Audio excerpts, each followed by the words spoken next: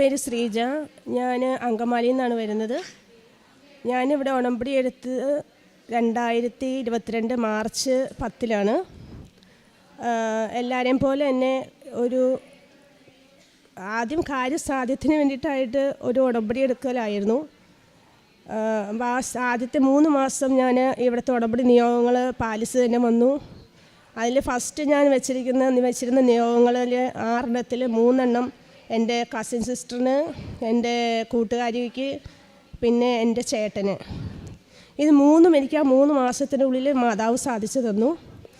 എൻ്റെ വ്യക്തിപരമായ കാര്യങ്ങളിൽ എനിക്ക് ഒത്തിരി തടസ്സങ്ങൾ വന്നു. ഞാൻ 1 വർഷത്തിന് മുകളിലെത്തി എൻ്റെ കാര്യങ്ങളിൽ എനിക്ക് സാധിച്ചു കിട്ടാനായിട്ട്. പക്ഷെ ഒത്തിരി കുറവുകൾ പിന്നെ എനിക്ക് മനസ്സിലായി. കാരണം ഞാൻ ഇവിടെ ഉടമ്പടിയിൽ നമ്മൾ പറഞ്ഞിരിക്കുന്ന ആ നിയോഗങ്ങളിൽ കുമ്പസാരം, അതുപോലെ തന്നെ രോഗി സന്ദർശനം, ഇതൊന്നും ഞാൻ ചെയ്തിരുന്നില്ല. ഞാൻ അച്ഛൻ്റെ ടോക്കുകളിലൂടെ ഞാനത് മനസ്സിലാക്കി എൻ്റെ പോരായ്മ എന്താണ് എന്നുള്ളത്. അതിനുശേഷം ഞാൻ കൂടുതലായി പ്രാർത്ഥനയുള്ള ഒരു കുടുംബമാണ് ഞങ്ങളുടേത്. ദിവസങ്ങളിൽ പള്ളിയിൽ പോവുക, കുർബാനയിൽ പങ്കെടുക്കുക, മറ്റേ പത്രങ്ങൾ കൊടുക്കുക, ഇതെല്ലാം ഉണ്ട്. പക്ഷെ എന്താണ് തടസ്സമെന്ന് ഞങ്ങൾക്ക് മനസ്സിലായിരുന്നില്ല. ഞാനും എൻ്റെ ഹസ്ബൻഡ് നല്ല പ്രാർത്ഥനയുള്ള ഒരു ആളാണ്. പക്ഷെ 1 വർഷത്തിന് മുകളിൽ ഞങ്ങൾ ക്ഷമയോടെ കാത്തിരിക്കാനുള്ളൊരു കൃപ ഞങ്ങൾക്ക് ദൈവം തന്നു. അങ്ങനെ കാത്തിരുന്ന് ഞാൻ എൻ്റെ കുറവുകൾ മനസ്സിലാക്കി എന്താണെന്നുള്ളത്. പിന്നെ ഞങ്ങൾ കുമ്പസാരിക്കാൻ തുടങ്ങി. മാസം 2 ആഴ്ച കൂടുമ്പോൾ കുമ്പസാരിക്കാൻ തുടങ്ങി. അതുപോലെ തന്നെ രോഗികളെ സന്ദർശിക്കാൻ ഹോസ്പിറ്റലിൽ പോകും, അവർക്ക് വേണ്ട സഹായങ്ങൾ ചെയ്യാൻ തുടങ്ങി. അപ്പം തന്നെ ടൈം ഷോർട്ടനിങ് എന്ന് പറയട്ടെ, പെട്ടെന്ന് തന്നെ എനിക്കൊരു ഇൻ്റർവ്യൂ വരുന്നു. ഞാൻ പാസ്സാകുന്നു, എനിക്ക് വിസ ലഭിക്കുന്നു. ഞാൻ ഈ അടുത്ത ആഴ്ച പോവുകയാണ്. ഇതുപോലെ തന്നെ എനിക്ക് വേറെയും കാര്യങ്ങൾ സാധിക്കുക മാത്രമല്ല, നമുക്ക് ഇമ്പോർട്ടൻസ്, നമ്മൾ ആത്മീയമായ കാര്യങ്ങളിൽ കുറച്ചും കൂടെ കൂടുതൽ ഇമ്പോർട്ടൻസ് കൊടുക്കുക, ദൈവത്തിലേക്ക് കുറച്ച് അടുക്കുക എന്നുള്ളതാണ് എനിക്ക് മനസ്സിലാക്കുന്നത് ഈ ഉടമ്പടിയിലൂടെ. എനിക്ക് പറ്റുന്ന രീതിയിൽ ചോറ് പൊതി ഉണ്ടാക്കി ഞാൻ അങ്കമാലി ടൗണിലോട്ട് പോകും. വയ്യാത്ത ആൾക്കാരെ കാണുന്നവർ, നടക്കാൻ പറ്റാത്തവർക്ക് അവർക്ക് കൊടുക്കും. അതുപോലെ തന്നെ രോഗികളെ സന്ദർശിക്കും. പത്രങ്ങൾ ഞങ്ങൾ നാളേക്കായി മാറ്റി വയ്ക്കാറില്ല.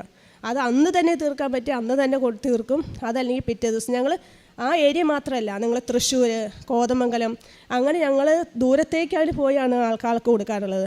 പിന്നെ എനിക്ക് മാതാവിൻ്റെ തൈലം ഉപയോഗിച്ച് കിട്ടുന്ന രോഗസൗഖ്യം എന്ന് പറയുന്നത് എനിക്ക് രക്തവാതമാണ്. വളരെ ഒരു പ്രധാനപ്പെട്ടൊരു സാക്ഷ്യമാണ്. കാരണം കാല് പൊട്ടി ഒലിച്ച് ചൊറിഞ്ഞ് ആയിട്ട് എൻ്റെ കാല് ആയിരുന്നത്. ഞാൻ ആദ്യം ഹോസ്പിറ്റലിൽ പോയിരുന്നു, ആയുർവേദ ട്രീറ്റ്മെൻറ്റ് നടത്തി, ഒരു കുറവുണ്ടായില്ല. അപ്പോൾ ആ തൈലം ഞാൻ ഉപയോഗിച്ചിരുന്നില്ല, അതാണ് എൻ്റെ സത്യം. പിന്നീട് എനിക്ക് മനസ്സിലായി ഇതുകൊണ്ട് ഒരു കുറവുമില്ല. കാരണം മാതാവിൻ്റെ തൈലം എൻ്റെ കയ്യിലുള്ളപ്പോൾ പിന്നെ എന്തിനാണ് ഞാൻ ഹോസ്പിറ്റലിൽ പോകുന്നത്? വൈദ്യനും ഔഷധമായ എൻ്റെ ദൈവം എൻ്റെ കൂടെ ഉള്ളപ്പോൾ എനിക്ക് എന്തിനാണ് മറ്റുള്ള മരുന്നുകൾ? അങ്ങനെ വിശ്വസിച്ച് ഞാൻ മാതാവിൻ്റെ തൈലം പുരട്ടാൻ തുടങ്ങി. വിശ്വാസ പ്രമാണം ചൊല്ലി ഞാൻ തൈലം പുരട്ടി എൻ്റെ കാല് സുഖമായി. ഇപ്പോൾ നിങ്ങൾക്ക് കാണാൻ പറ്റുമോ എന്ന് എനിക്കറിയില്ല. എൻ്റെ മറ്റേ കാലിൻ്റെ പടം എൻ്റെ കയ്യിൽ ഉണ്ടായിരുന്നു, മൊബൈൽ എനിക്ക് നഷ്ടമായി. അങ്ങനെ എനിക്ക് എവിഡൻസായിട്ട് എൻ്റെ കയ്യിലില്ല ഒന്നും. പക്ഷേ ഇപ്പോൾ എൻ്റെ കാല് പൂർണ്ണമായി സൗഖ്യപ്പെട്ടു. രണ്ടാമതൊരു രോഗസൗഖ്യം എന്ന് പറയുന്നത്, എനിക്ക് ആക്സിലൊരു മുഴയായിരുന്നു. എനിക്ക് ഉടുപ്പിൻ്റെ സ്റ്റിച്ച് മുട്ടാനോ ഭയങ്കര വേദനയായിരുന്നു എനിക്ക്. അത് ഞാൻ ആരോടും പറഞ്ഞില്ല, വീട്ടിൽ ആർക്കും അറിയാനും പാടില്ലായിരുന്നു. ഇത് ഞാൻ എൻ്റെ മാതാവിന് സമർപ്പിച്ചു. ഞാൻ ഉടമ്പടി എടുത്തൊരു മകളാണ്. അമ്മേ, എനിക്ക് ഇതൊന്ന് മാറ്റി തരണം. ഹോസ്പിറ്റലിൽ പോകാൻ എനിക്ക് വയ്യ, ഞാൻ പോകത്തില്ല. ഉടമ്പടി തൈലം തന്നെ ഉപയോഗിച്ച് എൻ്റെ അമ്മ എനിക്കത് മാറ്റിത്തന്നു. 5 ദിവസത്തിനുള്ളിൽ എൻ്റെ ആ മുഴ എൻ്റെ മാറ്റിത്തന്നു അമ്മ. പിന്നെയുള്ള സാക്ഷ്യം എന്ന് പറയുന്നത്, മൂക്കിന് വേദനയായിരുന്നു. പെട്ടെന്ന് സുപ്രഭാതത്തിൽ എനിക്ക് മുഖം കഴുകാൻ പോലും പറ്റാത്തൊരവസ്ഥയിലേക്ക് മാറി. അങ്ങനെ അതും ഒരു 5 days 6 daysനുള്ളിൽ എനിക്കത് അമ്മ മാറ്റിത്തന്നു. ഇങ്ങനെ 3 രോഗസൗഖ്യങ്ങളാണ് എനിക്ക് തൈലത്തിലൂടെ എനിക്ക് ലഭിച്ചത്. ഇതിന് 1000 നന്ദി ഞാൻ നൽകുന്നു എൻ്റെ തൃക്കുമാരനും അമ്മയ്ക്കും. പ്രത്യേക സാക്ഷിയാക്കി മരണം വരെ എനിക്ക് ഇതിലൂടെ ജീവിക്കാനുള്ള ഒരു അനുഗ്രഹം തരണമേ എന്ന് യാചിക്കുകയും പ്രാർത്ഥിക്കുകയും ചെയ്യുന്നു. പരിശുദ്ധ അമ്മയുടെ മധ്യസ്ഥ സഹായത്താൽ പ്രത്യേകിച്ച് വ്യക്തിപരമായിട്ട് ഉടമ്പടിയിലൂടെ ലഭിച്ച അനുഭവങ്ങളോടൊപ്പം ഈ ബോധ്യങ്ങളാണ് ഇപ്പോൾ ഈ സാക്ഷ്യത്തിൽ പറഞ്ഞത്.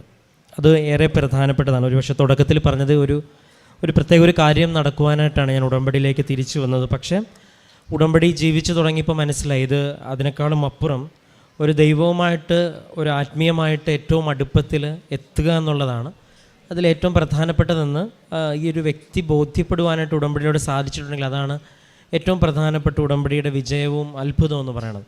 അതിന് സഹായകമായിട്ടുള്ളത് ഉടമ്പടിയിൽ ഇവിടെ വന്നെടുത്ത ക്ലാസ് കൂടിപ്പോയതിന് ശേഷവും ആരാധന കൂടുന്നതിൻ്റെ കാര്യം പറയുന്നുണ്ട്. അപ്പോൾ ഉടമ്പടി ആരാധന എന്ന് പറയുന്നത് ഉടമ്പടി എടുത്തവരെ സംബന്ധിച്ചിടത്തോളം അതൊരു ഓപ്ഷനല്ല. അത് ഉറപ്പായിട്ടും ഉടമ്പടി എടുത്ത ഓരോ വ്യക്തികളും നിങ്ങളുടെ സമയത്തിൻ്റെ ലഭ്യത അനുസരിച്ച് ആരാധന കൂടണമെന്നുള്ളത് നിങ്ങൾ സാക്ഷ്യങ്ങൾ കേൾക്കുമ്പം ആവർത്തിച്ച് മനസ്സിലാകുന്നത്. കാരണം നിങ്ങൾക്കറിയാം, ഇത് ഉടമ്പടിക്ക് ഒരു ഊർജം ആവശ്യമാണ്.